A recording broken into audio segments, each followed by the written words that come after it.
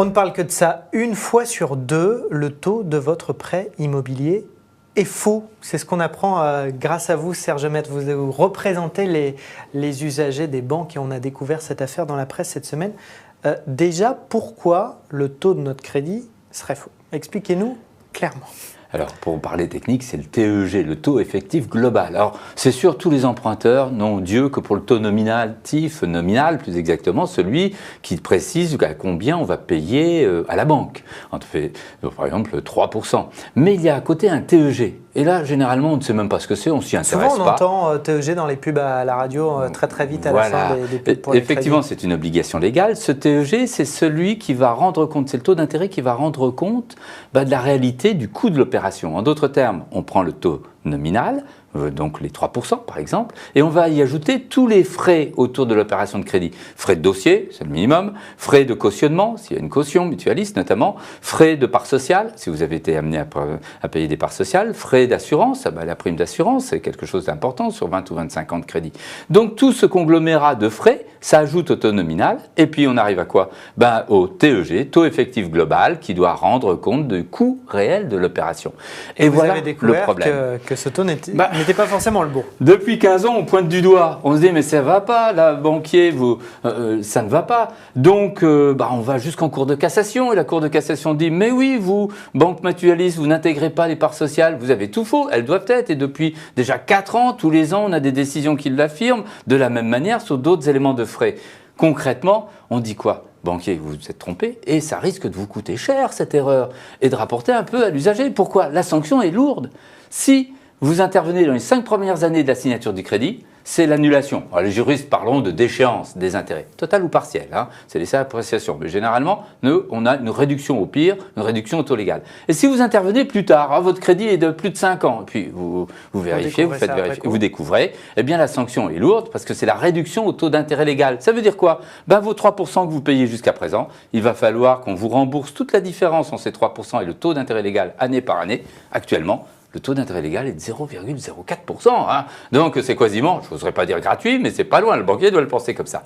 Donc c'est hurlant qu'on ait ces erreurs. Nous, à la FUB, ce qui nous fait hurler, c'est qu'en dépit des décisions de justice, en dépit des sanctions par les juges, on dirait que les banquiers restent sourds. Et pourquoi? Mais alors, justement, on disait 50% des taux, a priori, sont faux. C'est une vraie erreur de calcul ou c'est de l'escroquerie de la part des banques? Oh, j'aime pas les gros mots. Non, mais, voilà. Disons qu'on c'est une certaine malignité, je préfère. Parce que vu du côté de l'usager, on se dit c'est quand même un peu gros, quoi. On se dit, ce sont des parangons, des modèles de vertu comptable. Un banquier, il a une calculette, on le sait quand on paye ses agios. On lui fait confiance, a priori, on essaye en tout cas. Et en plus, il y a la confiance. Mais la confiance, on a confiance. Lui, il nous prête de l'argent, lui aussi a confiance. Donc, en fait, ce qu'on met en cause, nous, c'est que sachant les violations de la loi, sachant chaque fois qu'ils sont taclés par les juges, jusqu'à la Cour suprême, la Cour de cassation, donc il n'y a pas de discussion, il n'y a pas de polémique, eh bien, comment cela se fait que les banquiers ne rectifient? Eh bien, je vais vous dire, tout simplement parce que le risque n'est pas grand d'avoir des usagers qui contestent. Il y a 9 millions d'emprunts immobiliers en France. Combien il y en a chaque année qui font un procès? On va dire, nous, dans le cadre de la FUB, on en est à 600, 700 à l'année. C'est pas grand-chose. Disons qu'en France, il y en a 2005.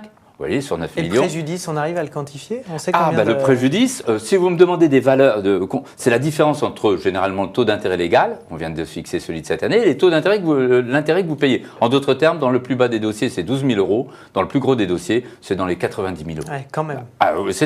C'est quelque chose d'important parce que, par exemple, des personnes qui ont des difficultés de paiement, on n'est pas tous en difficulté, c'est heureux. Mais ces personnes, c'est une véritable soupape de sûreté. Parce que vous êtes poursuivi aux enchères, on l'a eu récemment à Paris, devant le tribunal de grande instance, poursuivi en saisie immobilière, aux enchères.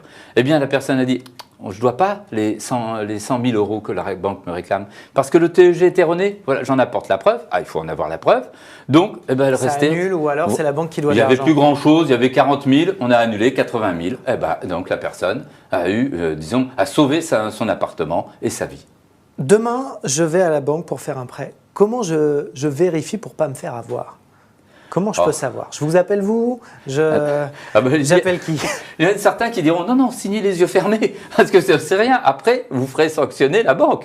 Et la banque qui vous propose du 3 ou de 2,8 à 3,20 actuellement, signez, puis demain, faites contrôler, car c'est là que la sanction va intervenir. Car certains malins vous diront, si vous intervenez avant pour dire le TEG est erroné, le banquier va vous dire je ne vous fais pas le crédit, puis ça s'arrête là. Donc il faut être quand même pas bisounours, la vie est un peu plus compliquée. Mais comment faire pour savoir si le TEG est erroné? On ne va pas non plus faire un business de l'erreur de la banque. C'est sans doute le problème. On voit une explosion actuellement, une explosion pratiquement, de demandes de contrôle et de contestation. Soyons très concrets. De toute façon, pour nous, il y a dans les dossiers qu'on a, 70% ont une erreur de TEG. Mais il ne faut pas que ça soit non plus une affaire d'aubaine nécessairement. C'est là où on dit aux banquiers, attention, mais bougez, contrôlez, faites véritablement un travail de banquier, tel qu'on l'espère, loyal et de bonne foi.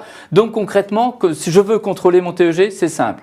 À la FUB, il y a par exemple deux ingénieurs financiers, analystes financiers, qui gratuitement vous diront si c'est erroné ou pas. Ah, ils vous diront c'est faux ou pas, avec une erreur significative de plus d'un dixième. Bon, ça, il faut passer par un expert. Il faut passer parce que concrètement, si vous allez voir un expert judiciaire, on en a pour 3 000 €. On ne sait même pas s'il est pour le moment erroné. Donc c'est un peu cher. Je dirais pour beaucoup, c'est dissuasif. Si on va voir un expert comptable, il y en a peu qui vont se reconnaître compétents, bien que ce soit quand même des professionnels du chiffre. Donc le plus simple, c'est qu'actuellement, on aille voir un analyste financier. Et il y en a beaucoup dans le commerce, vous en avez, qui proposent leurs services. Alors attention, il y en a certains qui ne font pas véritablement d'analyse financière. Ils font une analyse juridique. Il faut leur demander ce qu'ils font. Deuxièmement, il faut leur demander s'ils reconstituent le TEG article par article, c'est-à-dire frais par frais qui ne seraient pas intégrés. C'est important. Donc, vous voyez, ce n'est pas une mince affaire quand même. Est-ce qu'on sait quand même quelle banque est plus fiable que l'autre? Or, je vais vous dire à cet égard, la maladie touche tout le monde. Il serait facile pour nous de stigmatiser plutôt un tel qu'un tel. Il est évident qu'il y a plus de danger chez les établissements mutualistes, pour une raison toute simple. Alors, on n'aime pas jeter en pâture, mais c'est une réalité. Systématiquement, ils oublient d'intégrer, pour beaucoup d'entre eux, ne généralisons pas de manière abusive, mais pour beaucoup d'entre eux, ils oublient d'intégrer les parts sociales. Et les parts sociales, c'est ce qu'on est amené à souscrire en même temps, de manière forcenée, un peu, c'est une centaine d'euros, auprès de la banque quand on vient à prendre un crédit. Eh bien, dans ce cas-là, ils doivent l'intégrer. Ils le savent. Depuis 2008, il y a de la jurisprudence de la Cour suprême. Donc, elle vient encore de renouveler en 2013 sa jurisprudence en la rappelant. Eh bien là, je dirais à ces établissements, vous voyez, vous n'êtes pas seulement dans l'erreur. Il y a une erreur, ça peut arriver à tout le monde, presque, diraient certains. Mais là, vous avez une certaine culpabilité parce que vous persévérez dans l'erreur. Et là, ce n'est pas loyal. Merci beaucoup, Serge Maître, de nous avoir alertés sur tout ça. On va regarder ça de très près. Merci beaucoup. Merci à vous. Et nous, on se retrouve très vite sur le Figaro TV.